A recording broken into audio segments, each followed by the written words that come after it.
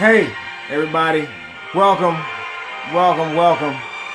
Thank you for joining me. And I'm going to invite a few people. We talk about how I figure this thing out. I'm turning the music down just a little bit. But for those that don't know, Sam Cooke, Change Gonna Come, is my theme music. So that's why I always play it at the beginning. So let me invite a few people real quick. And we talk about my story and what I figured out. All right, so give me a couple seconds real quick as I invite a few folks. Old Sam Cooke. Hard living, but I'm afraid to die. All right, hey, I'll keep inviting people while I go along, but right now, I just want to thank you all for joining me, those who have joined me and those who will join me. And just want to just give a shout out and just let you know what I figured out and how I figured it out. Now, I just want to take the opportunity, like I said, to tell my story. And for those of you who don't know, my wife and I promote wealth, wellness, and wine. We like to drink wine. We have a wellness company, and we always strategize on how we can get wealthy and also bring others along with us and help others to get wealthy as well. So that's where the wealth, wellness, and wine come from. And for that, you know, in that strategy, we have turned to network marketing. And oftentimes in presentations, you know, people ask, well, how did you get to network marketing? Anybody, you know, not necessarily in presentations, but a lot of times people ask, you know, how'd you get involved in network marketing? Why did you get involved in network marketing? So that's when I end up, you know, I tell my story and I try to be as transparent as possible, just to let folks know where I'm coming from and just, you know, let you know I'm real people. So the story that I typically tell, all right, Sam, we're going to go ahead and shut you down, is I'm a retired Marine Corps pilot. I retired about 5.5 years ago. I served most of my time in Southern California, in Camp Pendleton, California. I met my wife out there in Southern California. We got our first house out there. All of our kids were born in California. And it's where we got our start in California. And my wife had a good job with an investment firm out there. We were doing pretty well. We acquired several properties in Southern California. We acquired a fourplex in DC, a condo in Tampa. So we were actually playing Monopoly with real money, and we were actually winning. You know what I mean? We were doing real well, and that took place. Well, first of all, as our family grew, my wife couldn't maintain the household, the kids, and maintain that job while I was off on deployments consistently. So something had to give. So she turned to real estate at the time. So she was doing pretty well in real estate, as a matter of fact, during that time frame, because that was during the housing boom of the early 2000s, if you know about that. And for those of you who know about that housing boom of the early 2000s, you should also know about that housing crash of 2008. That's when pretty much when we lost it all. All right, so that was a perfect storm of events, because my wife's income, being in real estate, went down. All right, the adjustable rates on the mortgages that we had on our homes went up. So the rates adjusted up, the values went down, so we couldn't refinance the homes, and we couldn't afford to pay the difference on the mortgage and the rent. So we actually had to short sell everything we had. We lost everything. We had to short sell our future. We had to short sell our kids' college tuitions.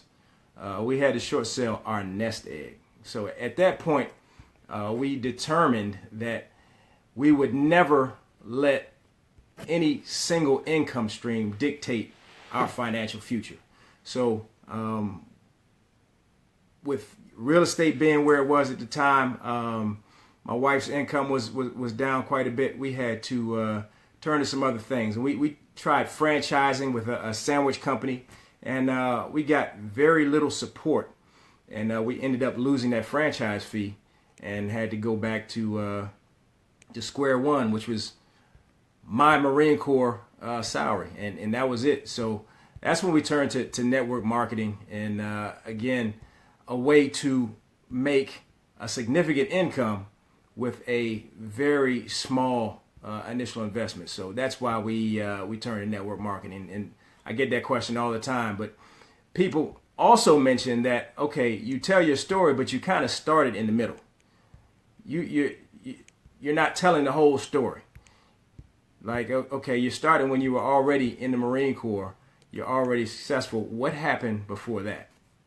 Well, here's some of the things that people may not know about me. All right. I grew up as a only child in a single parent household, just me and mom. I had half brothers and sisters, but it was still just me and mom when I grew up. And I was what was known, I don't know if it's legal now, but what was known as a latchkey kid. I was one of those kids who wore their key around their neck on that silver chain every day at school, and you better not lose that key or you're not getting in the house at night or during the day after school. So I was a latchkey kid, and I spent many days preparing myself for bed, cooking my own dinner, and making sure I was taken care of. And that's where I learned pretty much my sense of independence, because I was that latchkey kid, and I would come home and do a lot of things for myself, because my mom was out working 2 and 3 jobs trying to keep clothes on my back, food in my stomach, and a roof over my head. So she did a lot, and she was making things happen for me. But I learned that sense of independence in that time where I came home and had to do a lot on my own. And I try to instill that in my kids today as well. Many people don't know that about me, but I figured it out, right? So that's where I started learning how to figure it out, how to figure, how to do things, how to accomplish, how to maneuver in life. That was my early lessons in life right there, is how to figure it out. And people don't know that the reason why that it was just me and mom is because my father at the time, and I don't say this for any sympathy or anything like that, but my father was a hardcore heroin addict. So he was not in my life for most of my youth. And he was a heroin addict for most of my youth. And I say most of my youth because many people don't know that he went into recovery in my middle school years. All right. And in my middle school years, he figured it out. Basically, he learned how to kick that habit and get away from that drug habit that he had for a lot of his life. And he figured it out, and so much so that he became a mentor to many recovering addicts in the DC metropolitan area at that time, and he was helping others to figure it out, right? And it was my midway through high school that I made a determination that I wanted to move in with my father between my sophomore and junior years.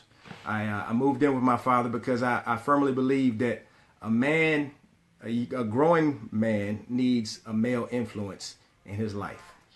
So, and it's not that I had anything against my mom. I do believe that women can raise young men.